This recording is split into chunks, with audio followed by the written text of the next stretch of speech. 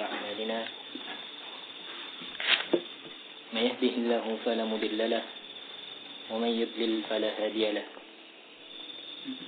وأشهد أن لا إله إلا الله وحده لا شريك له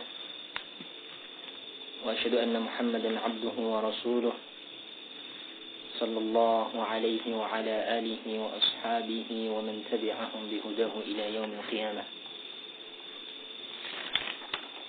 فقال تعالى في القرآن العظيم: يا أيها الذين آمنوا اتقوا الله حق تقاته ولا تموتن إلا وأنتم مسلمون. يا أيها الناس اتقوا ربكم الذي خلقكم من نفس واحدة وخلق منها زوجها وبث منهما رجالا كثيرا ونساء واتقوا الله الذي تساءلون به والأرحام إن الله كان عليكم رقيبا.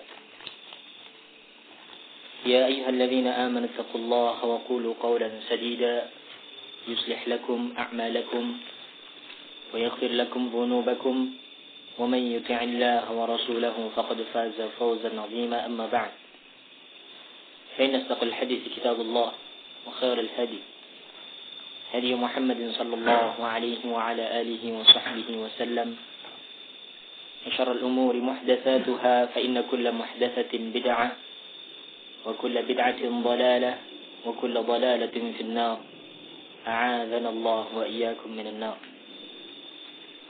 أخواني في الدين، أعزاني وأعزكم الله، rahimani wa rahimakumullah.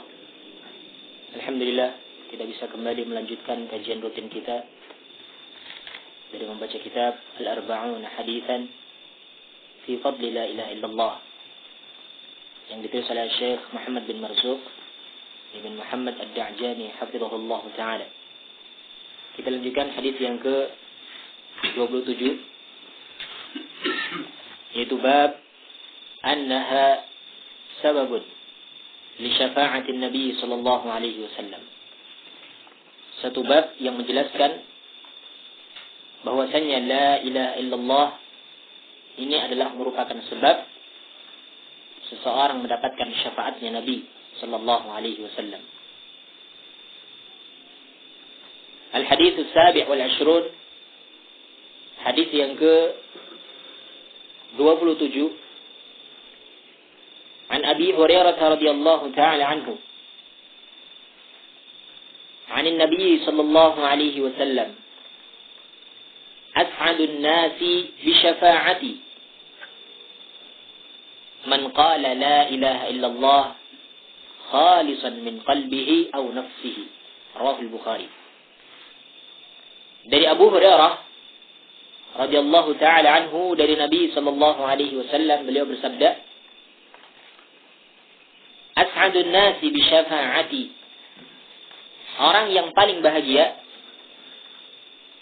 manusia yang paling bahagia dengan syafaatku adalah man qala la ilaha illallah, orang yang mengucapkan la ilaha illallah khalisan min qalbihi, secara ikhlas dari hatinya, atau nafsihi, ataukah jiwanya. Ini hadis riwayat dari Imam Al-Bukhari rahimahullahu taala. Ikhwani fi din, azani wa azakumullah, kita akan menggali beberapa faedah dari hadis tersebut. Dalal hadis ala fawaid. Hadis ini menunjukkan beberapa faedah. Di antaranya yang pertama adalah fadlu la ilaha illallah, tentang keutamaan la ilaha illallah. Ini jelas ya, karena kitab ini adalah kitab yang membahas tentang keutamaan la ilaha illallah. Maka di sini faedah yang paling utama di sini yang menjadi pembahasan kita di sini adalah tentang keutamaan la ilaha illallah. Apa keutamanya? Ya, yaitu beliau menyatakan, Syekh mengatakan, wa anna man qalaha yahadza bi syafa'atin Nabi sallallahu alaihi wasallam yaumil qiyamah. Bahwasanya orang yang mengucapkan la ilaha illallah, dia akan mendapatkan bagian dari syafaatku. Dia akan mendapatkan bagian dari syafaatnya Nabi sallallahu alaihi wasallam di yaumul qiyamah kelak. Maka di sini keutamaan yang sangat mulia Yang mana tentunya setiap orang yang mengucapkan la ilaha illallah khalisan min qalbihi, dalam keadaan ikhlas dari hatinya, maka dia masih ada harapan untuk mendapatkan syafaat dari Nabi SAW. Meskipun dia mungkin melakukan perbuatan dosa. Ya, meskipun nanti dia dimasukkan dalam neraka terlebih dahulu. Akan tapi kalau dia pernah mengucapkan la ilaha illallah dalam keadaan ikhlas dari hatinya, maka dia akan dapatkan bagian dari syafaatnya Nabi SAW di yaumul qiyamah kelak. Kemudian yang kedua, minha itsbatu syafa'atin Nabi SAW. Di sini, dalam hadis ini terdapat penetapan tentang syafaatnya Nabi SAW. Ini perkara yang harus kita imani.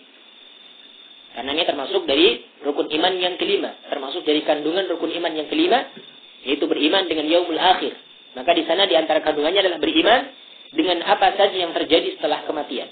Di antaranya adalah ada alam barzakh, ada nikmat kubur, ada juga adab kubur, ada fitnah kubur, dan juga nanti ada as-sirat, ada juga al-mahsyar, ada juga yang dinamakan dengan syafaat, ada yang dinamakan dengan al-haud, yaitu telaga. Ini semuanya termasuk kandungan dari beriman dengan yaumul akhir, karena hari yang akhir. Ya, maka di sini termasuk di antara keimanan yang harus kita imani, yang harus kita yakini, yaitu kita mengimani bahwasanya syafaat dari Nabi SAW itu benar-benar ada. Dan perlu kita ketahui bahwasanya syafaat itu ada dua macam. Yaitu yang pertama adalah syafaat yang khas, yang khusus untuk Nabi SAW, yaitu syafaatul uzma, ya, syafaat yang agung. Pada hari kiamat kelak, dalam sebuah hadis disebutkan bahwasanya seluruh manusia, seluruh anak Adam, mereka seluruhnya berbondong-bondong menuju ke Nabi Adam alaihissalam karena dianggap beliaulah bapaknya manusia. Mereka berbondong-bondong dalam keadaan berharap bahwasanya Nabi Adam ini bisa memberikan syafaat kepada mereka di yaumul qiyamah nanti. Tapi ternyata Nabi Adam pun meminta uzur. Meminta uzur bahwasanya dia tidak berhak untuk memberikan syafaat yang agung ini. Kemudian setelah itu masih disebutkan dalam hadis tadi. Ya. Kemudian manusia ini berbondong-bondong datang kepada Nabi Nuh alaihissalam sebagai Rasul yang pertama. Ini dalil yang menunjukkan Rasul yang pertama. Karena di hadis tersebut disebutkan yaitu Rasul yang pertama yaitu Nuh alaihissalam.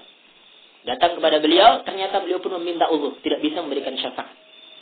Dan seterusnya kepada para nabi yang ada, di antaranya adalah Nabi Ibrahim, Nabi Musa dan seterusnya, sampai kemudian terakhir Nabi Muhammad alaihissalam. Maka beliau pun menganggap inilah memang hakku. Ini yang dimaksud dengan syafaatul uzma, syafaat yang hanya dimiliki oleh Nabi sallallahu alaihi wasallam. Ini syafaat yang khas, yang khusus untuk Nabi sallallahu alaihi wasallam. Demikian pula di antara contoh syafaat yang khas khusus untuk Nabi sallallahu alaihi wasallam adalah syafaatnya beliau kepada pamannya yang bernama Abu Thalib. Sudah kita berlalu pembahasannya bahwasanya Abu Thalib adalah mati dalam keadaan kafir. Yang harusnya seorang yang kafir ini berada di dalam api neraka yang paling dalam, di keraknya api neraka. Akan tetapi karena syafaatnya beliau sallallahu alaihi wasallam, maka beliau diangkat termasuk azab yang paling ringan, di neraka yang paling ringan. Akan tetapi perhatikan, meskipun ringan, ketika menginjak baranya saja otaknya sudah mendidih. Ini yang paling ringannya neraka, yaitu yang diberikan kepada Abu Thalib, pamannya Nabi sallallahu alaihi wasallam. Ini syafaat dari Nabi karena beliau meminta kepada Allah Subhanahu wa taala kalau memang mau diberikan hukuman, maka hukuman yang paling ringan, maka diberikanlah. Ini syafaat khusus untuk Nabi sallallahu alaihi wasallam dan tidak diberikan kepada yang lainnya. Kemudian yang kedua adalah syafaat yang am, yang umum. Baik itu untuk Nabi sallallahu alaihi wasallam dan juga yang lainnya. Ya. Karena di dalam hadis disebutkan bahwasanya malaikat juga bisa memberikan syafaat, tapi syafaat yang umum. Demikian pula dalam sebuah hadis juga disebutkan bahwasanya orang-orang yang mati di medan jihad, yaitu fi sabilillah, mati syahid, maka mereka juga akan bisa memberikan syafaat kepada 40 keluarganya. Maka di sini syafaat yang umum tidak dimiliki oleh Rasul saja, tapi ini tentunya ada syaratnya ya. Ada syaratnya. Ada syarat syafaat yang umum ini, ada syaratnya. Tidak semua orang bisa memberikan syafaat, tapi orang-orang yang tertentu saja. Yang di sana ada nas yang disebutkan oleh Al-Quran atau Al-Hadis yang menunjukkan bahwasanya ada orang-orang yang bisa memberikan syafaat di hari kiamat kelak. Di antaranya tadi adalah orang yang mati syahid. Maka dia akan bisa memberikan syafaat kepada 40 keluarganya. Ini tentunya ada syaratnya. Tidak asal-asalan saja memilih si fulan dapat syafaat dari saya. Tidak. Tapi di sana ada syarat. Ada 2 syarat yang para ulama jelaskan dari syafaat ini. Yaitu syarat yang pertama, adanya izin dari Allah Subhanahu wa taala. Ya, adanya izin dari Allah Subhanahu wa taala. Baik izin kepada orang yang memberikan syafaat ataukah izin kepada orang yang disyafaati. Orang yang diberikan syafaat. Ini semuanya ada izin dari Allah Subhanahu wa taala. Kalau tidak ada izin dari Allah Subhanahu wa taala, maka tidak ada seorang pun yang bisa memberikan syafaat. Allah Subhanahu wa taala menyatakan dalam Al-Qur'an, "Man dzalladzi yashfa'u 'indahu illa bi'izni." Dan tidak ada orang yang bisa memberikan syafaat di sisi Allah kecuali dengan izinnya. Di surat Al-Baqarah ayat yang ke-255, ayat kursi ya, di akhir ayat kursi. Maka di sini dalil yang menunjukkan bahwasannya di antara syarat syafaat, yaitu syafaat yang umum tentunya di sini, maka di sana ada izin dari Allah Subhanahu wa taala bagi orang yang memberikan syafaat ataukah orang yang menerima syafaat. Ini syarat yang pertama. Syarat yang kedua, selain adanya izin dari Allah Subhanahu wa taala, maka syafaat ini juga ya ada keridhaan dari Allah Subhanahu wa taala minasy-syafi' wal masyfu'. Dari orang yang memberikan syafaat dan juga orang yang disyafaati. Selain izin juga harus ada keridhaan dari Allah Subhanahu wa taala. Adapun dari yang menunjukkan syarat yang kedua ini, Allah Subhanahu wa taala berfirman di surat Al-Anbiya ayat yang ke-28. Ya. وَلَا يَشْفَعُونَ إِلَّا لِمَنِ ارْتَضَى وَهُمْ مِنْ خَشْيَتِهِمْ مُشْفِقُونَ. وَلَا يَشْفَعُونَ إِلَّا لِمَنِ ارْتَضَى. Dan tidak ada ya, dan mereka tidaklah bisa memberikan syafaat atau tidak ada yang bisa memberikan syafaat kecuali orang-orang yang Allah Subhanahu wa taala ridhai. Surat Al-Anbiya ayat yang ke-28. Ini tentang syarat syafaat. 2 macam syafaat dan juga 2 macam syarat dari syafaat tersebut. Ini faedah yang kedua dari hadis tersebut. Kemudian wa minha al-thalith, faedatu tsalitsatu wa minha dzikru as'adin nas biha wa huwa man kana mu'minan mukhlishan. Di sini terdapat penyebutan tentang orang yang manusia yang paling bahagia. Manusia yang paling bahagia dengan syafaatnya. Wa huwa man kana mu'minan mukhlishan. Dan dia adalah orang yang beriman dan juga ikhlas dalam keimanannya. Maka di sini di antara dalil yang menunjukkan bahwasannya la ilaha illallah itu memiliki syarat. 7 syarat yang sering kita sebutkan. Dan bahkan kemarin sudah ada yang membawa hadiahnya. Ya, tidak ada. 7 syarat yang disebutkan tentang syarat la ilaha illallah. Di antaranya adalah ikhlas. Ikhlas. Maka di sini di antara dalilnya adalah hadis ini. Syarat bahwasanya dalil itu ada ikhlasnya. Ya, ada juga as-sidqu. Ya, ada juga al-ilmu. Ya. Pertama adalah ilmu dulu. Karena ilmu ini dengan ilmu ini akan menafikan kejahilan. Syarat yang kedua adalah al-yaqin. Dengan al-yaqin ini akan menafikan asyak, keraguan-raguan. Yang ketiga adalah al-qabul. Dengan al-qabul itu akan menafikan ar-rad. Dengan menerima maka dia tidak akan menolak. Kemudian yang keempat adalah al-inqiyad. Ya. Al-inqiyad. Ya. Ini menafikan litark. Ya. Kemudian yang kelima adalah al-ikhlas. Ini akan menafikan asyirk. Ya. Al-munafi lisyirk. Yang keenam adalah as-sidqu al-munafi lil-kadhib. Kemudian as-sabi' yaitu al-mahabbah. Ya, al-mahabbah. Nah, ini 7 syarat dari la ilaha illallah. Di antara dalil yang menunjukkan syaratnya adalah ikhlas, adalah dalil yang kita sebutkan ini. Itu adalah dari hadis Abu Hurairah radhiyallahu ta'ala yang diriwayatkan oleh Imam Al-Bukhari rahimahullahu taala. Ini dalil yang menunjukkan bahwasanya syarat la ilaha illallah itu adalah ikhlas. Kemudian yang keempat ar-rabi'ah, al-faidatu ar-rabi'atu wa minha bayanu anna man laysa min ahli la ilaha illallah la tanfa'uhu syafa'atu syafi'in. Di sini terdapat penjelasan bahwasanya orang yang bukan termasuk ahli la ilaha illallah, orang yang bukan muslim, bukan orang yang bertauhid, ya, maka syafaatnya orang-orang yang memberikan syafaat tidak akan bermanfaat baginya. La tanfa'uhu syafa'atu syafi'in. Di sini syafa'atu, di sini marfu karena dia sebagai fa'il dari tanfa'u. Ya. La tanfa'uhu syafa'atu syafi'in. Ya. Maka syafaatnya orang-orang yang bisa memberikan syafaat tidak akan bermanfaat bagi dia. Yaitu bagi orang-orang yang kafir, bagi orang yang bukan ahli tauhid, bagi orang yang tidak mengucapkan la ilaha illallah.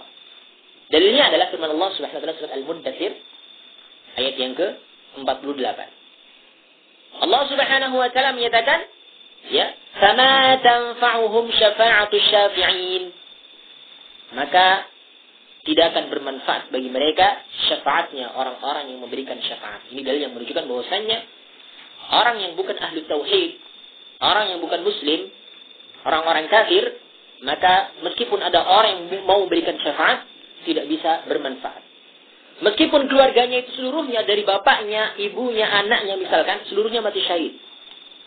Tapi kalau ternyata orang ini kafir, mereka seluruhnya tidak akan bisa memberikan syafaat. Meskipun 100 orang yang meminta syafaat tidak akan bermanfaat bagi mereka syafaatnya tersebut.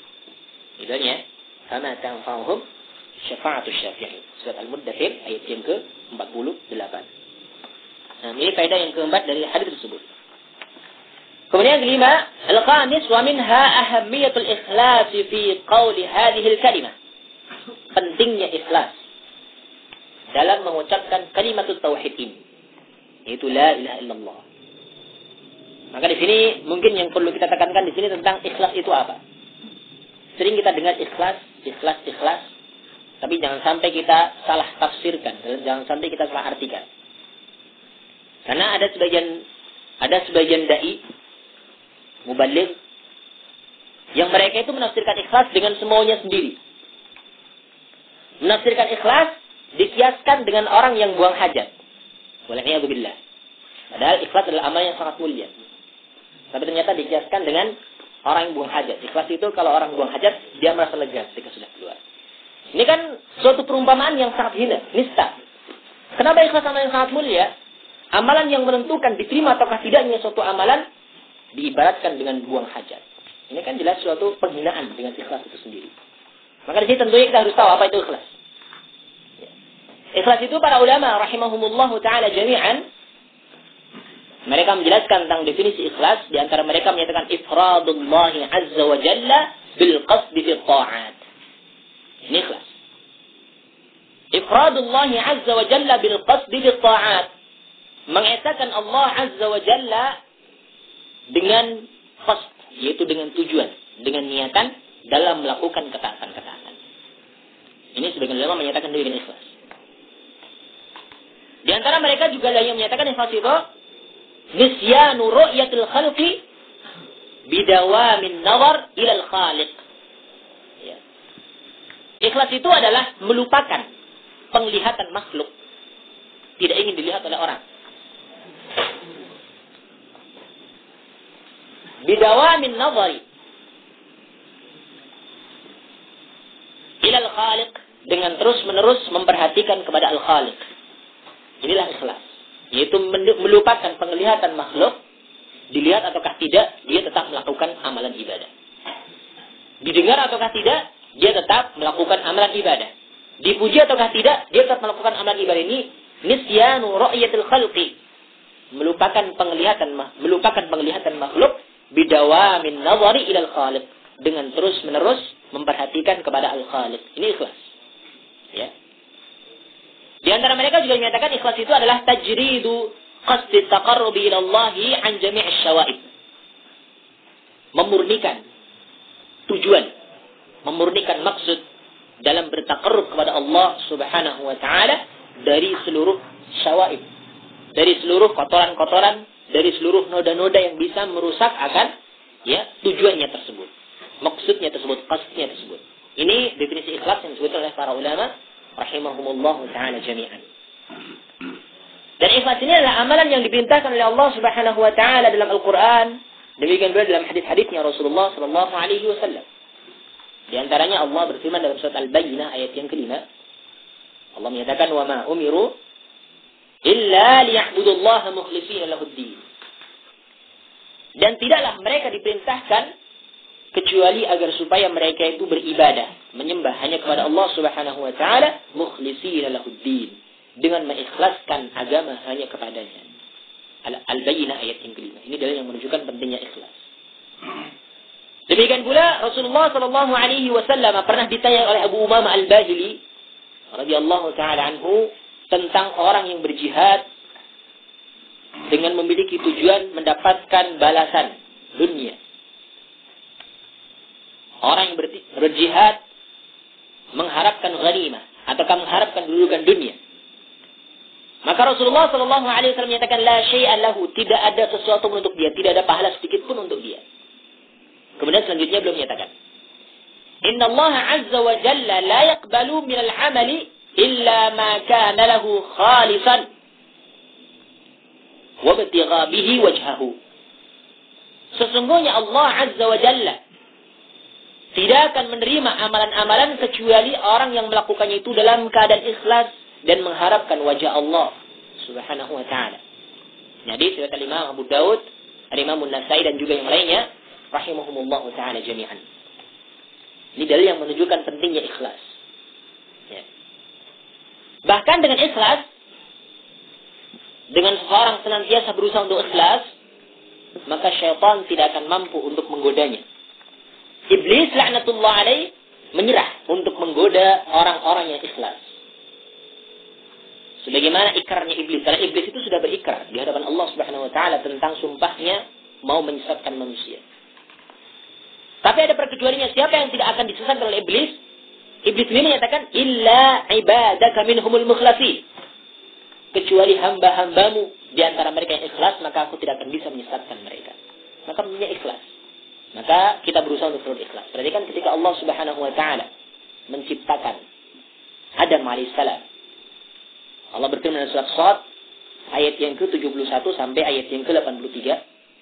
Allah menyatakan idh qala rabbuka lil malaikati inni khaliqun basharan min tin.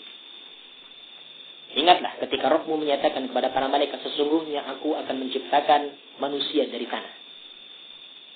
Ya. Fa idza sawaituhu wa nafakhtu fihi min ruhi faqa'u lahu sajidin. Maka apabila sudah sempurna penciptaannya itu, wa nafakhtu fihi min ruhi, wa nafakhtu fihi min ruhi, kemudian aku akan tiupkan kepadanya ruh dari aku. Faqa'u lahu sajidin, maka mereka seluruhnya bersujud kepada Adam. Fasajada al-malaikatu kulluhum ajma'un, seluruh malaikat itu sujud. Illa iblis, kecuali iblis. Di sini istisna yang munqati. Dalam istilah bahasa Arab ada istisna munqati, perkecualian yang terputus. Jadi iblis itu bukan termasuk malaikat, ini makhluk sendiri. Ya. Fasajada al-malaikatu kulluhum ajma'in illa iblis. Maka malaikat seluruhnya bersujud kecuali iblis. Ini istisna yang munqati ya, tidak termasuk. Berbeda hanya dengan istisna yang muttasil. Ya, misalkan hadara at-tullabu illa Muhammadan. Ya. Seluruh murid hadir kecuali Muhammad, maka Muhammad termasuk dari murid. Ini istisna yang muttasil, pengecualian yang bersambung. Tapi di sini istisna adalah istisna yang munqati. Kalau yang menjelaskan istisna yang munqati, iblis bukan termasuk dari malaikat. Tapi iblis adalah makhluk tersendiri. Kecuali iblis.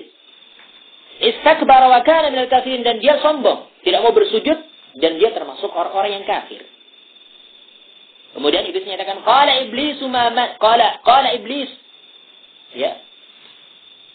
Qala ya iblis ma manaka an tasjuda lima khalaqtu bi yadayya astakbarta am kunta minal 'alin. Allah Subhanahu wa taala menyatakan, wahai iblis, apa yang menghalangi engkau untuk tidak mau bersujud dengan apa yang aku ciptakan dengan kedua tanganku? Astakbarta, apakah engkau termasuk orang-orang yang sombong, orang-orang yang merasa besar? Am kunta minal 'alin, ataukah engkau termasuk orang-orang yang tinggi? Maka iblis menyatakan, qala ana khairum minhu khalaqtani min nari wa khalaqtahu min tin. Iblis menyatakan, aku lebih baik daripada Adam. Engkau ciptakan aku dari nar, dari api, sementara engkau ciptakan Adam dari tin, dari tanah. Qala fakhruj minha fa innaka rajim. Allah menyatakan, maka keluarlah engkau dari jannah, dari syurga, dan engkau termasuk orang-orang yang terkutuk. Wa inna 'alaika la'nati ila yaumiddin, dan sesungguhnya laknatku atasmu sampai hari kebangkitan, sampai hari kiamat. Inilah laknat dari Allah Subhanahu wa taala kepada iblis. Tapi iblis ternyata masih meminta ulur. Iblis menyatakan, qala rabbi fa'anzirni ila yaumi yub'atsun. Ya Allah, berikanlah aku masa penangguhan, maksudnya berikanlah aku umur yang panjang sampai di hari kebangkitan nanti. Jadi iblis tidak akan mati. Karena inilah permintaan iblis ketika iblis diusir dari surga. Tapi yang lainnya, jin-jin yang lainnya bisa mati. Tapi kalau iblis tidak bisa mati. Karena Allah telah memberikan kepadanya masa penangguhan. Ketika iblis meminta, fa'anzirni ila yaumi yub'atsun. Allah menyatakan, qala fa innaka minal munzirin. Ya, maka engkau termasuk orang yang diberikan masa penangguhan. Ila yaumil waqtil ma'lum, sampai hari yang telah ditentukan, yaitu hari kiamat. Kemudian iblis bersumpah, qala fa bi'izzatika la'ughwiyannahum ajma'in. Iblis menyatakan, dan demi kemuliaanmu. Berarti kan iblis masih mengakui akan kemuliaan Allah.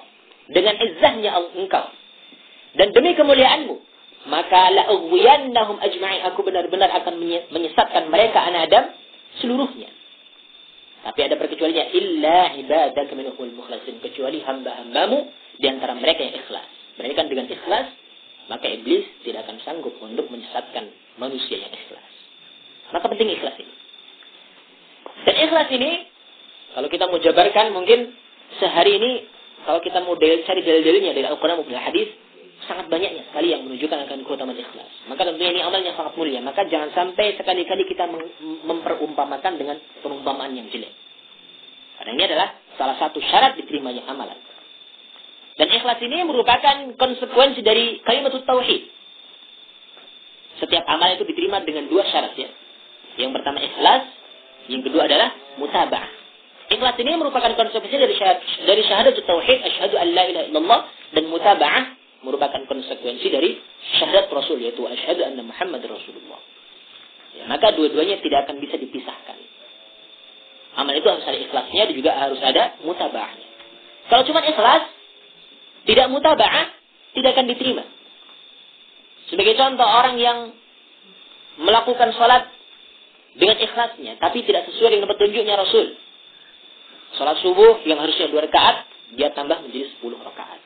Maka meskipun ikhlas, tidak akan diterima. Ya. Sebaliknya, kalau tidak mutaba'ah juga tidak akan diterima. Seorang yang amalannya itu sesuai dengan salatnya, sesuai dengan contohnya Rasul. Bacaannya, gerakannya sesuai dengan contohnya Rasul. Tapi ketika tidak ikhlas, maka amalannya juga akan sia-sia, akan jatuh dalam perbuatan syirik. Adapun yang pertama tadi, jatuh dalam perbuatan bid'ah.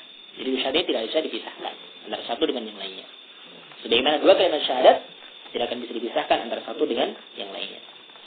Ini hadis yang ke-27 dan juga faedah-faedah yang sudah kita sebutkan dari apa yang disebutkan oleh muallif di sini. Kita lanjutkan hadis yang ke-28. Babu tahrimi man qalaha bisidqin 'ala an-nar. Atau babun tahrimu man qalaha bisidqin 'ala an-nar. Atau babu tahrimi man qalaha bisidqin 'ala an-nar. Suatu bab yang menjelaskan haramnya orang yang mengucapkan la ilaha illallah dengan sidq, dengan jujur. Haramnya dia dimasukkan ke dalam neraka. Dia diharamkan untuk masuk dalam neraka bagi mereka orang yang mengucapkan la ilaha illallah dengan jujur dari hatinya. Al-hadits al-thamin wal-'ishrun, hadis yang ke-28 an Mu'adz bin Jabal radhiyallahu ta'ala anhu 'an an-nabi sallallahu alaihi wasallam qala ma min ahadin yashhadu an la ilaha illallah wa anna Muhammadan Rasulullah sidqan min qalbihi illa harramahu Allah 'ala an-nar. Rawahu al-Bukhari wa Muslim.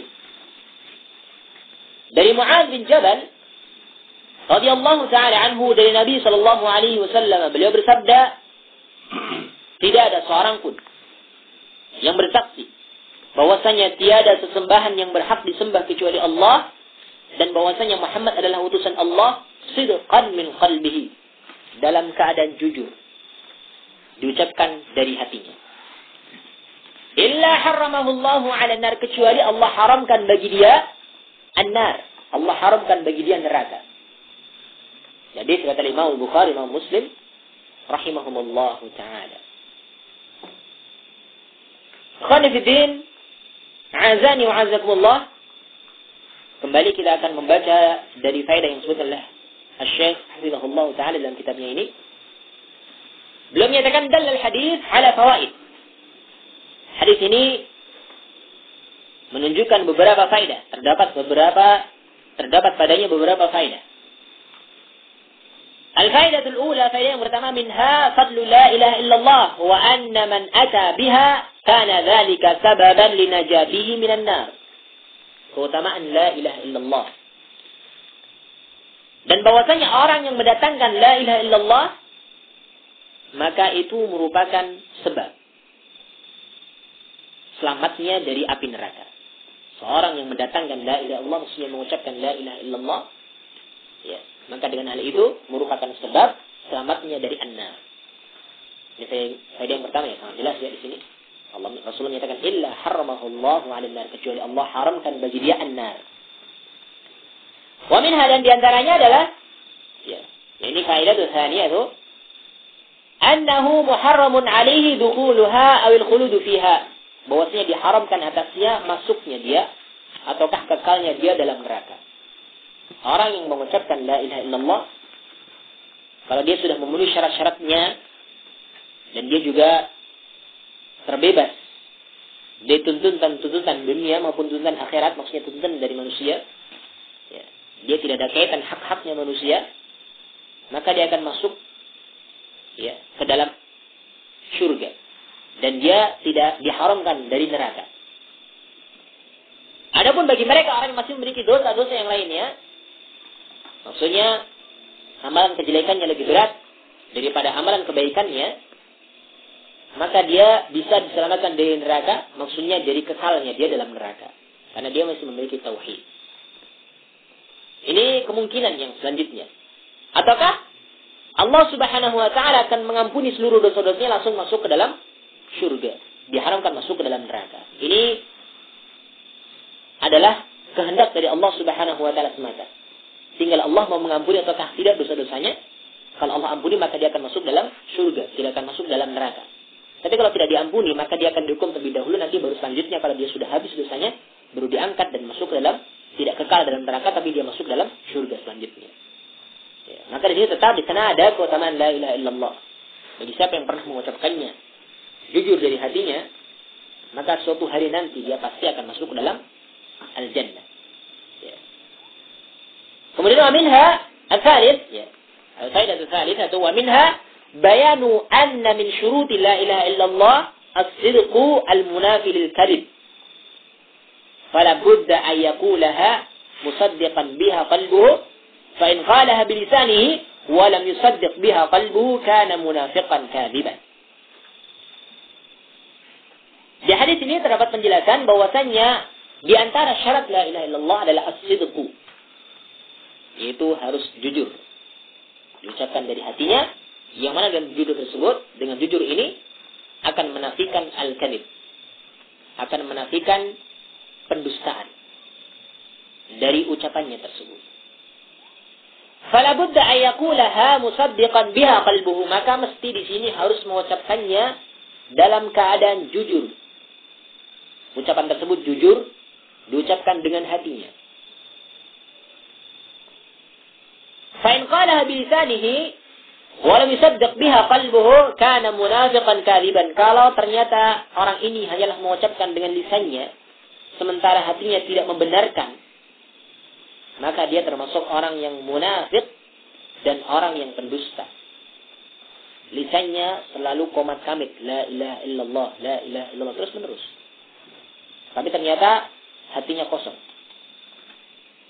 Bahkan ucapan yang tersebut dinafikan sendiri oleh perbuatannya. Dia masih datang ke kuburan untuk minta ke arwah-arwah yang ada di kuburan. Ataukah datang ke gunung ini, gunung itu untuk meminta kekayaan. Ataukah datang ke Laut Selatan untuk meminta perlindungan dari tsunami, ataukah yang lainnya. Maka meskipun la ilaha illallah 100.000 kali, 1 juta kali, tidak akan bermanfaat. Karena dia tidak diucapkan dari hatinya. Dan dia adalah orang yang munafik dan orang yang pendusta dengan ucapannya tersebut. Karena tidak jujur dari hatinya. Cuma di lisan semata. Qala ta'ala, Allah Subhanahu wa taala berfirman menjelaskan tentang keadaannya orang-orang munafik di surat Al-Baqarah ayat yang ke-8 sampai ayat yang ke-10. Allah berfirman, "Wa minan nasi may yaqulu amanna billahi wa bil yawmil akhir wa ma hum bimu'minin." Dan di antara manusia ada orang yang mengatakan kami beriman kepada Allah dan hari akhir. Ya. Wa ma hum bimu'minin, dan sekali-kali mereka itu bukanlah orang yang beriman. Ya. Inilah orang-orang munafik. Mulutnya mengucapkan aku beriman kepada Allah dan hari akhir. Tapi ternyata mereka sendiri bukanlah orang yang beriman. Mulutnya mengucapkan la ilaha illallah, tapi ternyata hatinya sendiri tidak tahu apa itu la ilaha illallah, tidak mau membenarkan apa itu la ilaha illallah. Makanya inilah orang-orang munafik. Mereka mengucapkan beriman dengan lisannya kepada Allah dan hari akhir, tapi ternyata mereka bukanlah orang-orang yang beriman. Maka Allah menyatakan yukhadi'una Allah wal ladzina amanu. Mereka itu telah menipu Allah dan menipu orang-orang yang beriman. Ya. Wa ma yakhda'una illa anfusahum wa ma yash'urun. Padahal mereka itu tidaklah menipu kecuali kepada diri mereka sendiri. Dan mereka tidak merasakan. Ya. Fi qulubihim maradun. Di hati-hati mereka terdapat penyakit. Orang-orang munafik itu adalah orang-orang yang hatinya berpenyakit. Fazadahumullahu marada. Maka Allah tambahkan kepada mereka penyakitnya tersebut. Walahum adzabun alim. Bagi mereka ada adab yang sangat menyakitkan. Bima kanu yakdzibun. Disebabkan karena kedustaannya mereka. Disebabkan karena apa yang dahulu mereka dustakan. Yaitu ya ucapannya tidak sesuai dengan apa yang ada dalam hatinya. Surat Al-Baqarah ayat yang ke-8 sampai ayat yang ke-10. Wa minha kashfu khata'il maghrurin alladzina yadhunnuna mujarradan nutqi bihi yakfi min ghairi sidqin biha. Maka di sini dari ayat ini dan dari penjelasan ini juga kita akan bisa menyingkap, akan bisa membongkar kesalahannya orang-orang yang suka menipu, orang-orang yang tertipu. Ya. Yang mana mereka itu alladzina yadhunnun, orang-orang yang mengira mujarradan nutqi bihi yakfi. Cuman sekedar mengucapkan itu sudah cukup. Min ghairi sidqin biha, dengan tanpa membenarkan dengan hatinya. Maka ini jelas orang-orang yang tertipu. Ya, tertipu dengan prasangka-prasangkanya mereka. Padahal tidak cukup. Tidak cukup seorang cuma sekedar mengucapkannya, tapi harus memenuhi syarat yang 7 telah kita sebutkan tadi. Di antaranya adalah as-sidqu. Sebelumnya disebutkan ada al-ikhlas. Dengan ikhlas ini akan menafikan kesyirikan. Dengan as-sidqu ini akan menafikan kedustaan. Demikian juga al-ilmu. Ada juga al-inqiyad dan seterusnya dari syarat-syarat la ilaha illallah yang harus kita penuhi dalam mengucapkannya. Dengan ini selesai pembahasan dari hadis yang ke-28. Kita lanjutkan lagi. Nah, di sini hadisnya penjelasannya sangat pendek, jadi kita lanjutkan terus supaya lebih cepat selesai, nanti kan di kitab lagi. Nah, babun minhu, bab darinya, maksudnya dari bahwasanya la ilaha illallah itu orang yang mengucapnya itu diharamkan ya dari an-nar. Bab yang menjelaskan bahwasanya la ilaha illallah ini minhu, ini masih ke pembahasan yang selanjutnya darinya, maksudnya dari bab yang sebelumnya pembahasannya sama, masih pembahasan tentang bahwasanya orang yang mengucapkan la ilaha illallah diharamkan dari an-nar. Al-hadits at-tasi' wal 20, hadis yang ke-29. An Utban. Ini Utban ibn Malik ibn Amr ibn Ajlan al-Ansari. Wa huwa min Bani Salim ibn Auf, sahabi. Mata fi khilafati Muawiyah. Yaitu Utban ibn Malik, namanya adalah Utban bin Malik ibn Amr ibn Ajlan al-Ansari, dan dia termasuk dari kalangan Bani Salim ibn Auf, dan dia adalah seorang sahabat yang meninggal pada masa pemerintahannya Muawiyah. Muawiyah bin Abi Sufyan radhiyallahu ta'ala anhu. An Utban qala Rasulullah sallallahu alaihi wasallam lan yuwafi 'abd يوم القيامة يقول لا إله إلا الله يبتغي بها وجه الله إلا حرم الله عليه النار. رواه البخاري ومسلم ولفظ للبخاري. Dari Utsman radhiyallahu taala anhu, beliau menyatakan Rasulullah sallallahu alaihi wasallam bersabda, "Lan yuwafi 'abdun yawmal qiyamati." Sekali-kali tidak ada balasan bagi seorang hamba di hari kiamat nanti, yaqulu la ilaha illallah, yang mengucapkan la ilaha illallah, yabtaghi biha wajh Allah, yang mana dengan ucapannya tersebut berharap wajah Allah. Kecuali Allah haramkan baginya an-nar.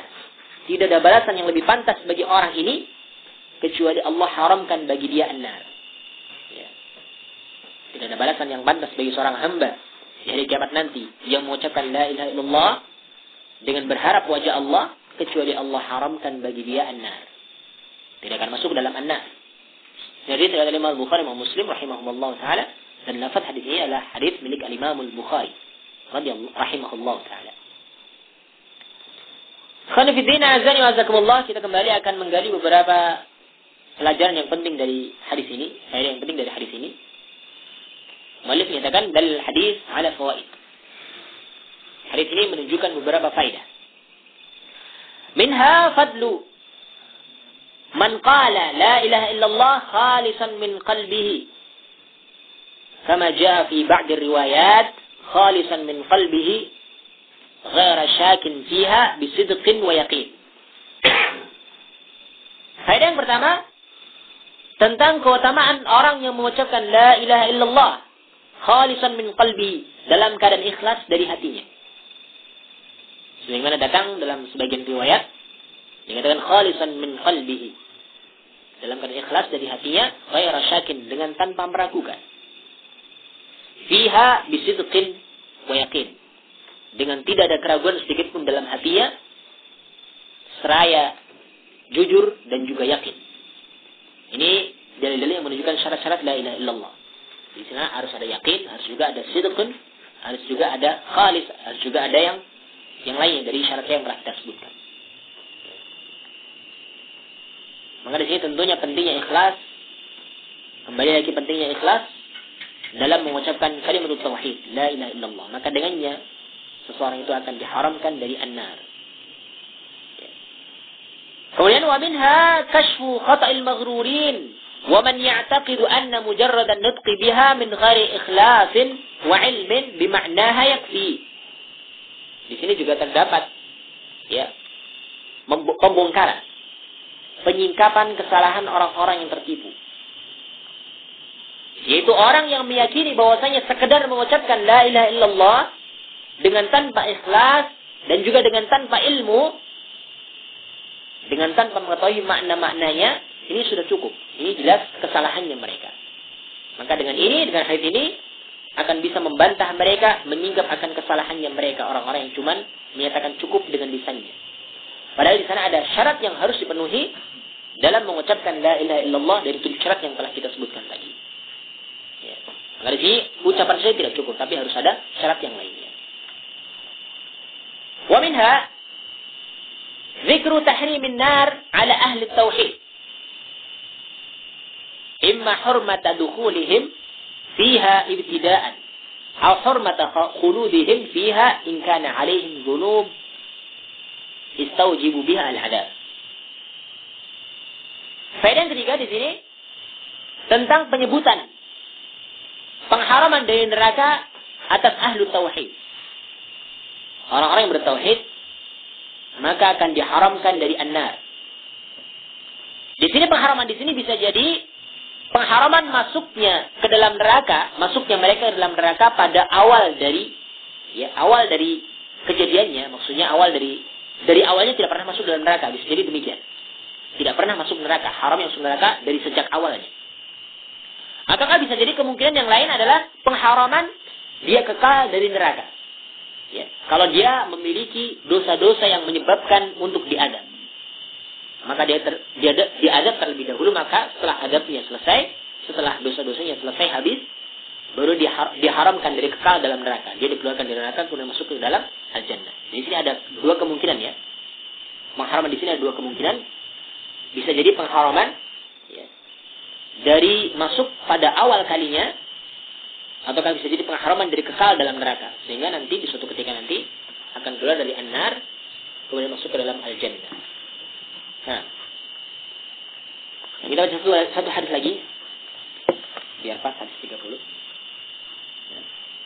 Babun minhu, bab di antara keutamaan la ilaha illallah yaitu pengharaman dari an-nar bagi orang yang mengucapkannya dengan sidqin, dengan jujur. Al-hadits 30, hadis yang ke-30. An Anas bin Malik radhiyallahu ta'ala anhu anna an-nabiy sallallahu alaihi wasallam sami'a mu'adhdhinan yaqulu asyhadu an la ilaha illallah faqala sallallahu alaihi wasallam kharajta minan nar. Rawahu Muslim. Dari Anas bin Malik radhiyallahu ta'ala anhu bahwasanya Nabi sallallahu alaihi wasallam mendengar seorang muadzin yang mengucapkan asyhadu an la ilaha illallah. Maka Nabi sallallahu alaihi wasallam mengatakan, kharajta minan nar, engkau telah keluar dari an-nar. Jadi oleh Imam Muslim rahimahullah. Maka di sini hadis ini memiliki beberapa faedah. Disebutkan oleh muallif di sini ada 3 faedah. Di antaranya yang pertama minha fadlul adzan, tentang keutamaan azan. Maka tentunya di sini ya. Di sini ya terdapat padanya keutamaan azan. Ya, fadlul azan. Kama jaa fil hadis, sebagaimana telah datang sebuah hadis, dalam sebuah hadis tentang keutamaan azan yang lainnya. Rasulullah menyatakan al-muadzinun atwalun nasi a'naqan yaumil qiyamah. Rawahu Muslim. Para muadzin itu adalah orang yang paling panjang lehernya di hari kiamat kelak.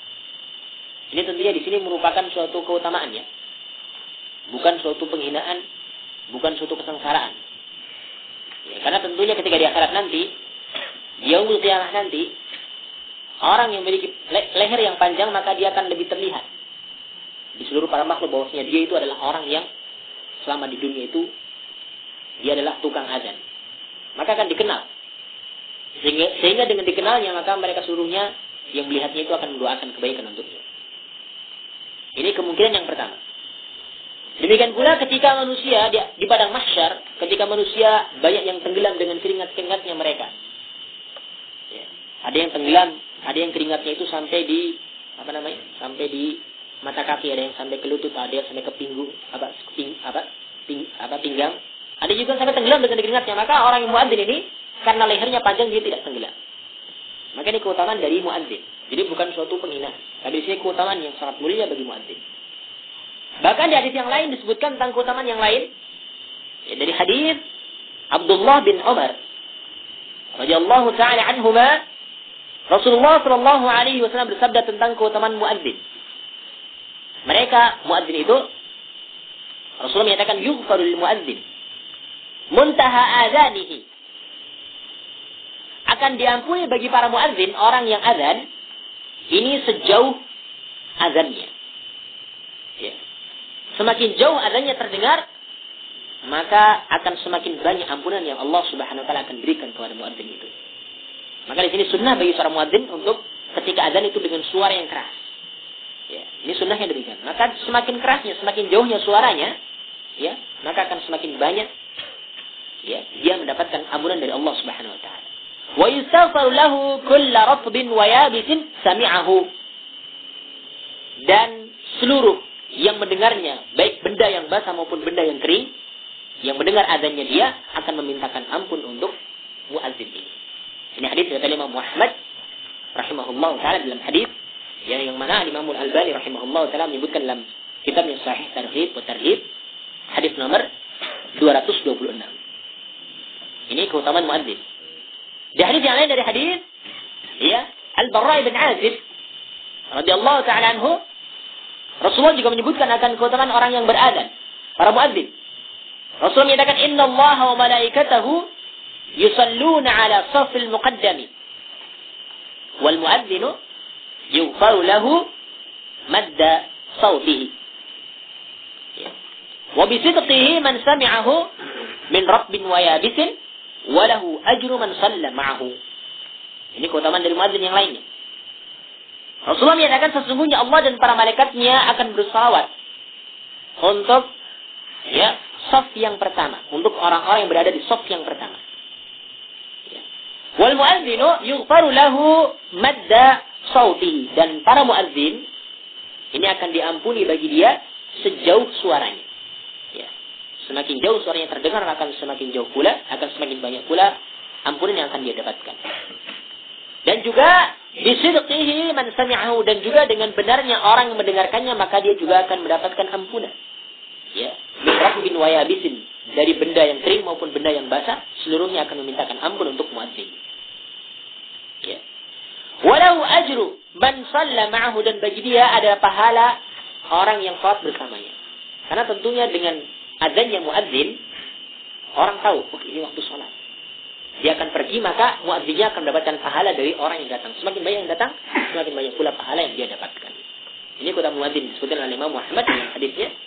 Demikian pula Imam Al-Albani rahimahullah yang menyatakan sahih hadis ini dalam kitabnya Sahih Targhib wa Tarhib, hadis nomor yang ke-228.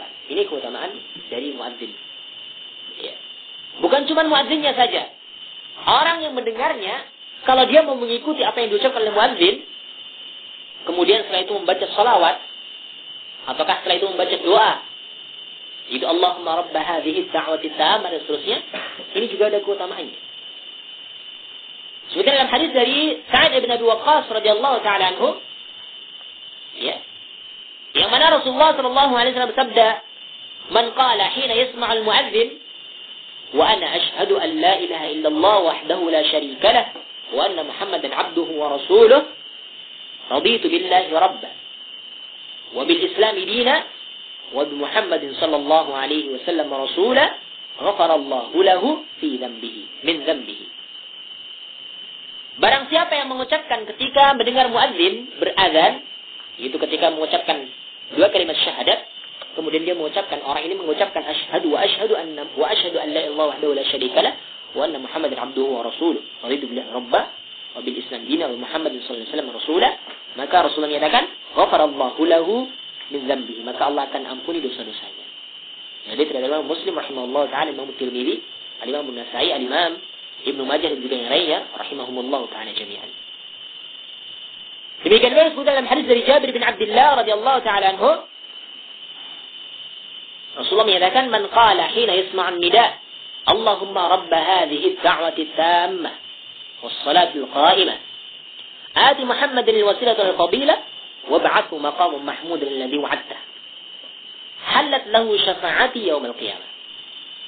Rasulullah menyatakan, barang siapa yang mengucapkan ketika mendengar muadzin, Allahumma rabb hadhihi ad-da'wati at-tammah, setelah adzan kemudian mengucapkan doa, ya Allah, Rabb seruan yang sempurna ini, rabb hadhihi ad-da'wati at-tammah was-salatil qa'imah, dan juga Rabb yang memiliki salat yang telah ditegakkan, ati Muhammadan al-wasilah wal-fadilah, berikanlah kepada Muhammad al-wasilah, itu wasilah dan juga keutamaan, wab'athu, dan bangkitkanlah beliau maqaman mahmudan alladhi wa'adta, ya, bangkitkanlah beliau dalam keadaan memiliki kedudukan yang mulia yang mana engkau telah janjikan. Maka Rasul menyatakan, halat lahu syafa'ati yaumil qiyamah, maka syafaatku akan halal bagi dia di hari kiamat kelak. Jadi dari Imam Al-Bukhari, Imam Abu Dawud, Imam Tirmidzi, Imam An-Nasa'i, Imam Ibnu Majah dan juga yang lainnya. Dan hadis ini dinyatakan sahih oleh Imam Al-Albani dalam kitabnya Irwaul Ghalil fi takhrij min ahadits Manaris Sabil, hadis nomor yang ke-243. Ini keutamaan muadzin yang sangat banyak. Jadi demikian pula ketika seorang mendengar, sebutkan dalam hadis dari Abdullah bin Amr radhiyallahu taala anhu, Rasul menyatakan, "Idza sami'tumul muadzin faqulu mithla ma yaqul." Apabila kalian mendengar muadzin, maka ucapkanlah sebagaimana yang diucapkan oleh muadzin. Tsumma shalla 'alayya. Ya, kemudian setelah itu membaca salat kepadaku, ya, membaca salat kepadaku, Rasul menyatakan, ya, fa innahu man shalla 'alayya salatan sallallahu 'alaihi ashran. Maka barang siapa yang mengucapkan salat untukku 1 kali, maka Allah akan berikan kepadanya salawat, akan berikan kepadanya kebaikan 10 kali. Ini hadis dari Imam Muslim, Imam Abu Dawud, Imam Tirmidzi, Imam An-Nasa'i dan juga yang lainnya rahimahullah taala. Ini keutamaan muadzin dan juga orang yang mendengarkan azan ketika dia mau mengucapkannya sesuai dengan ucapannya muadzin. Ya, maka di sini tentunya, ya, hal ini dijadikan sebagai targhib, sebagai motivasi bagi kita untuk meraih pahala yang sangat banyak. Dari azannya saja sudah ada pahalanya. Dari mendengarnya ada pahalanya. Dari mengucapkan sesuai dengan ucapan yang muadzin ada pahalanya di sana. Maka di sini hendaklah dijadikan sebagai targhib, yaitu dorongan, motivasi, anjuran untuk bisa melakukan amalan-amalan, untuk bisa berlomba-lomba dalam melakukan amalan-amalan. Kemudian yang kedua, wa minha fadlu man qala la ilaha illallah wa annaha sababun lin-najati minan nar. Lianna qala an-nabi sallallahu alaihi wasallam lil muadzin kharajta minan nar. Ay bit tauhid wa qala la ilaha illallah. Ya. Di sini terdapat keutamaan bagi orang yang mengucapkan la ilaha illallah dan bahwasanya la ilaha illallah merupakan sebab selamatnya dari neraka. Karena sesungguhnya ucapan Nabi SAW kepada muadzin, kharajta minan nar, engkau telah keluar dari an-nar, maksudnya adalah aibit tauhid, yaitu keluar dari neraka karena sebab tauhid dan juga sebab ucapan la ilaha illallah. Tiada sembahan yang berhak disembah kecuali Allah Subhanahu wa taala. Nah. Kemudian selanjutnya wa minha ar-rukhsatu fil kalami asna al-adhan idza kana dhalika la yakhillu bimutaba'atil muadzin. Di sini terdapat rukhsah, keringanan untuk berbicara ya, asna al-adzan, di tengah-tengah adzan. Orang yang mendengarnya apakah orang yang beradzan ini enggak masalah kalau mau berbicara karena ada keperluannya. Idza kana dzalika la yakhillu bimutaba'atil muadzin, kalau hal itu dilakukan dengan tanpa merusak mutaba'atil muadzin, yaitu dengan tanpa merusak mengikuti muadzin. Ini faedah yang terakhir disebutkan oleh muallif di sini. Cuman ini kita sebutkan lagi tentang masalah azan ya. Kalau azan itu dari sisi hukumnya itu memang ya masyru'. Karena di sana ada khilaf para ulama. Oleh karena itu pendapat yang paling pertengahan adalah yang masyru' disyariatkan. Ada yang menyatakan fardu kifayah, ada yang menyatakan fardu ain. Cuman di sini pendapat yang kurang kuat, yang lebih mendekati benar adalah fardu kifayah. Cuman para ulama untuk ada yang menyatakan sunnah muakkadah. Oleh karena itu para ulama lebih memilih masyru' disyariatkan. Ya, disyariatkan untuk beradzan. Ya. Kemudian bagi mereka orang yang mendengarkan adzan, hukum asalnya itu wajib untuk mengikutinya. Ini asalnya berdasarkan hadis yang saya sebutkan tadi, ya, itu hadis dari Jabir bin Abdullah, ya. Atau hadis yang lainnya hadis dari Abdullah bin Amr, "Idza sami'tul muadzin faqulu mithla ma yaqul." Kan perintah. Kalau kalian mendengar muadzin beradzan, maka ucapkan sebagaimana yang diucapkan oleh muadzin. Ini hukum asal perintah itu adalah wajib. Dalam usul fiqh, ya, maka kalau ada perintah di sana hukumnya asalnya itu wajib. Cuman hadis ini menggugurkan derajat wajib kepada derajat yang sunnah. Atau paling tidak sunnah yang muakkadah. Jadi tidak wajib lagi, maka di sana ada keringanan. Ketika tidak mengikuti apa yang diucapkan muadzin, ya terlebih lagi kalau misalkan ada hajat, ada keperluan yang lain mungkin dalam WC atau yang lainnya, ini kan bahkan enggak boleh mengucapkan. Maka di sana ya tidak berdosa, tidak masuk orang yang berdosa ketika tidak mengikuti apa yang diucapkan muadzin. Maka di sini faedah yang terakhir di sini muallif menyebutkan rukhsah bagi orang yang berbicara ketika mendengarkan adzan, ya kalau selama dia tidak merusak apa yang dia dengarkan dari adzannya tersebut. Maka di sini derajat menjawab adzan itu menjadi sunnah yang muakkadah, ya bukan yang wajib. Karena hadis ini menggugurkan derajat yang tadi. Kalau itu wajib tentunya tidak boleh berbicara apa-apa. Harus ikuti apa yang dikatakan oleh muadzin. Maka di sini akan memberatkan. Maka tentunya para ulama menyimpulkan bahwasanya hukum menjawab adzan itu adalah sunnah yang muakkadah, bukan sesuatu yang wajib. Cuman tentunya kalau kita sudah tahu keutamaannya tadi, ya, yaitu halat lahu syafaati, yaitu hal bagi orang yang mengucapkannya syafaatnya dari Nabi kita Muhammad SAW. Demikian pula keutamaan yang lainnya akan diampuni dosa-dosanya. Maka tentunya hal ini tidak sepantasnya bagi kita untuk menyia-nyiakan kesempatan yang sangat mulia. Ini beberapa hadis, 4 hadis yang sudah kita sampaikan dalam malam ini. Maka mudah-mudahan kita bisa lanjutkan pembahasan dari 10 hadis yang terakhir dari kitab ini. Karena sudah 30 hadis, tinggal 10 hadis lagi ya. 40. Mudah-mudahan Allah Subhanahu wa taala berikan kepada kita keistiqomahan bisa menyelesaikan kitab ini. Dan kurang lebihnya saya mohon maaf. Ya. Akhirnya itu coba dengan masyarakat Fathul Majlis. Subhanakallahumma wa bihamdika. Assalamualaikum warahmatullahi wabarakatuh. Untuk banyak perhatian dari sana